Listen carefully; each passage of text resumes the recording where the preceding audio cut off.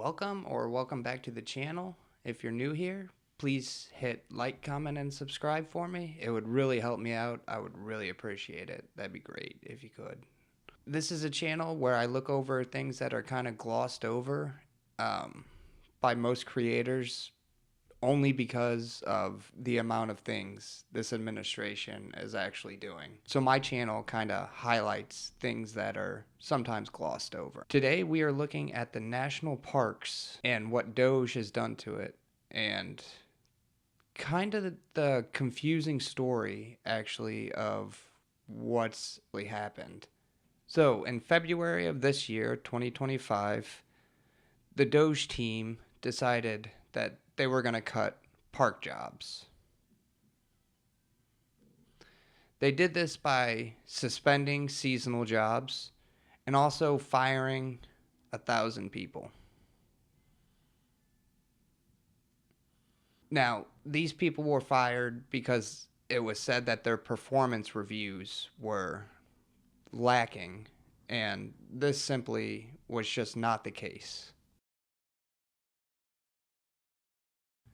So a judge in Maryland obviously looked at this and said, this is illegal. You can't do this. So he actually overturned and reinstated those jobs to the 1,000 people that were initially fired. This is District Judge James Bredar, and it was a lawsuit filed by 19 states and the District of Columbia.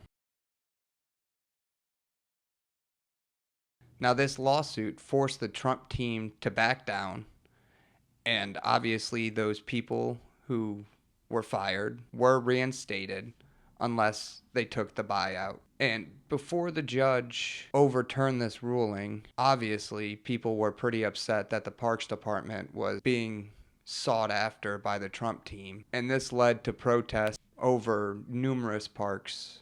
Here are some examples. So for closest reference, we have the 2024 numbers for the park department. So the information we have available now is for 2024 parks last year, and the entire budget was $3.2 billion.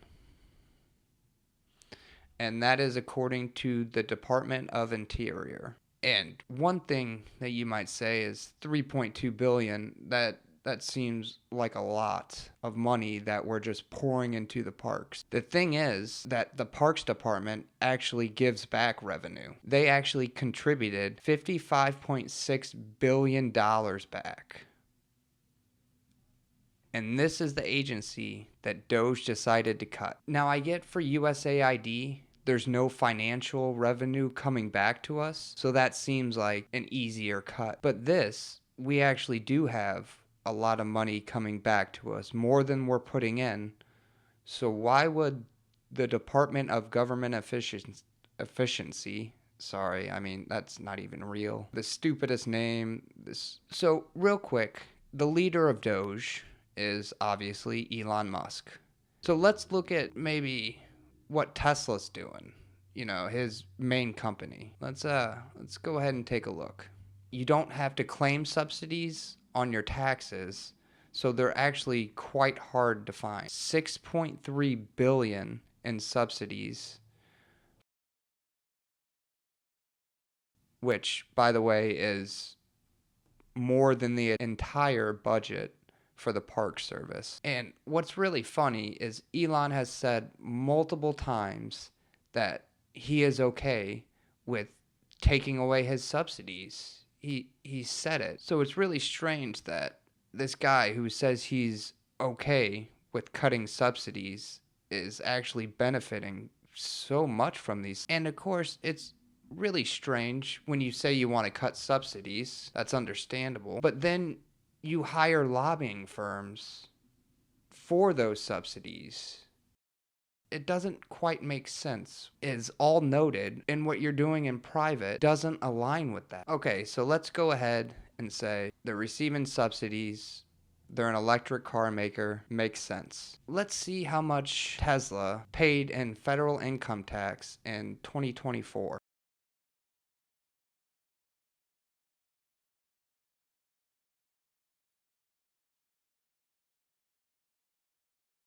The government allowed $3.2 billion to be allocated to the parks.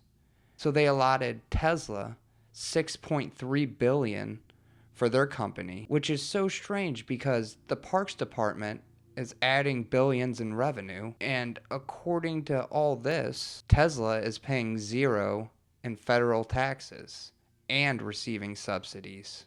Anyone who thinks that Elon Musk is doing this for the benefit of America and think he's just being altruistic and wants to make America great again, this doesn't make any sense. His team starts to cut parks that actually generates revenue.